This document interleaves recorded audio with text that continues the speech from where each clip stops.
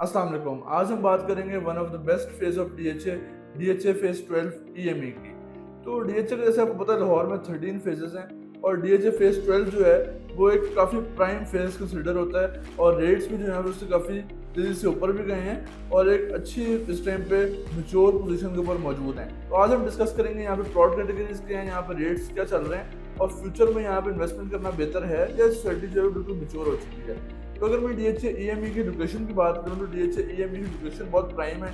आपको मेन किनार रोड से भी एक्सेस मिलती है, मुल्तान रोड से भी एक्सेस मिलती है। इसके अलावा आप इसको एलडी एवेन्यू से भी एक्सेस कर सकते हैं, यानी कि आप रेवन रोड से भी इसकी तरफ आ सकते हैं। और रिंग रोड इंटरचेंज जो है वो भी हार्डली आप कह लें कि 4 से 5 मिनट ड्राइव के ऊपर जो है वो आपको यहाँ से मिलता है। तो एक बहुत ही प्राइम लोकेशन सोसाइटी जो है वो ये बन चुकी है और ज़ाहिर बात है कि डीएचए का साथ नाम लगा हुआ है तो ये एक बहुत बड़ा फैक्टर है इस सोसाइटी के कामयाबी का भी और लोगों के पसंद करने का भी। तो अगर मैं ईएमई की बात करूँ कि ईएमई ब्लॉक्स कितने हैं तो यहाँ पे A B C D E F G H और जे ब्लॉक मौजूद हैं। तो अगर प्लॉट कैटेगरीज की बात करें तो यहाँ पे 5 मरला है, 10 मरला है, 1 कनाल है, 1.5 कनाल है और 2 कनाल है।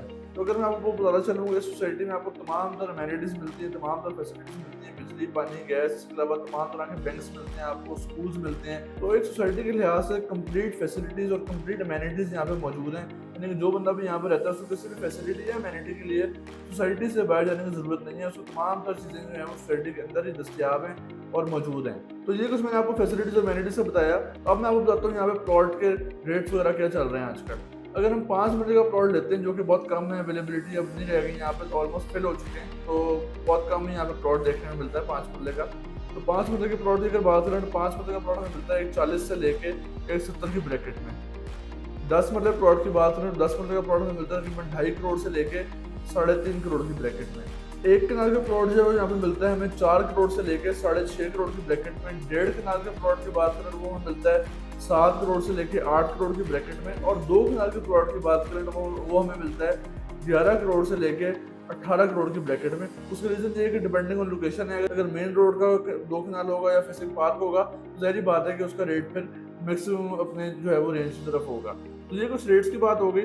तो ये अभी इस टाइम पे कमर्शियल में इन्वेस्टमेंट करने का ईएमई में बेस्ट टाइम है। उसका रीज़न ये है कि यहाँ पे डिमांड एंड सप्लाई का काफ़ी इशू है और डिमांड काफ़ी ज़्यादा है, सप्लाई कम है। और इससे कमर्शियल जो है वो प्रॉपर डिज़ाइन कमर्शियल है। इससे कमर्शियल जो है वो प्रॉपरली डिज़ाइन कमर्शियल है, यानी कि आपको एक प्रॉपर एरिया मिलता है जहाँ पे कमर्शियल मौजूद है, इसके अलावा और कोई कमर्शियल मौजूद नहीं है।